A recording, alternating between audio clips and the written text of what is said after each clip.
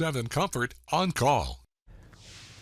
Well, hello, Brad. Chris, I am ready. today is the day, our second annual True or April Fool. Quick reminder, I want everybody at home to play along. We aren't keeping score. You're the one. You are too. Well, you crushed me last year. I don't know about that, but just a quick reminder, we're going to have 5 science stories, and we need to decide if they are true or an April Fool. Are you ready for number 1? Let's go. All right.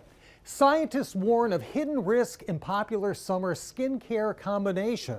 So sunscreen and insect repellent should never be applied together. There's a risk of creating a mixture that is toxic to yourself as well as insect pests. And additionally, the sunscreen's effectiveness is greatly reduced when you combine the two. Chris, is this true or an April Fool? April Fool. This is true. You should apply your for suntan lotion first, wait 30 minutes, and then apply the insect repellent, okay? All right, let's go on to question number 2. Forecasting weather at a snail's pace. Researchers studying the Corna aspersum, which is a common garden snail, it's a land snail, have discovered that the snail's level of activity is more influenced by barometric pressure rather than temperature, which was previously believed.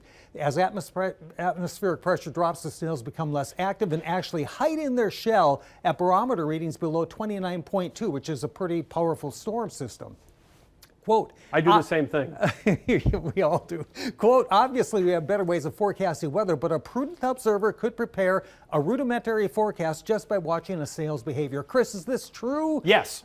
This is actually an April Fool. 0 for 2. Okay, let's go on to number 3. I'm going for a clean sweep here, Brad. Okay, study reveals hidden protective immune system cell in human hair. So on this story, they discovered these cells that they're found to exist in all human hair, including body hair and even the beard. The cells are a type of regulatory T cell that actually helps to fight bacterial infections, and they say this could explain why humans still have hair, since hair no longer has any survival value in humans. Chris, is this true or an April Fool? I don't know, you should be asking the bald guy this question, but let's go true. Chris, this is an April Fool. I'm batting 1,000. Let's go to question number 4, okay? Fecal transplant from elite athletes improve metabolic health in mice. Okay, are you ready? I really want to say this is false. They looked at 50 healthy normal weight male participants. They were all considered elite athletes participating in aerobic and endurance exercises. They discovered the athletes had a, quote, atypical gut microbial ecosystem with a bacterial profile rich in short-chain fatty acids, which was promoting the growth of healthy gut bacteria, okay? So what they did is they took some of that gut bacteria from the humans, transplanted into the mice. The mice that received the transplant did have better insulin sensitivity and greater muscle glycogen compared to the controls. However, even though they were healthier on the inside, the treated mice did not improve their actual treadmill running endurance. Chris, is this true or an April Fool? Again, I'm sticking with my original answer. I'm hoping this is April Fool. Chris, this is actually a true study, okay? Where do you find these things? It took me hours, but believe me, I thought. Okay, we have 1 minute. I need to apply myself here. 1 minute and our final question, okay?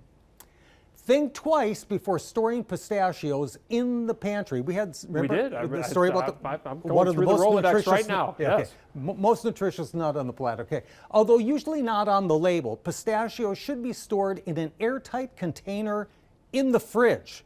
The nut's high fat content allows them to begin self-heating and could lead to spontaneous combustion.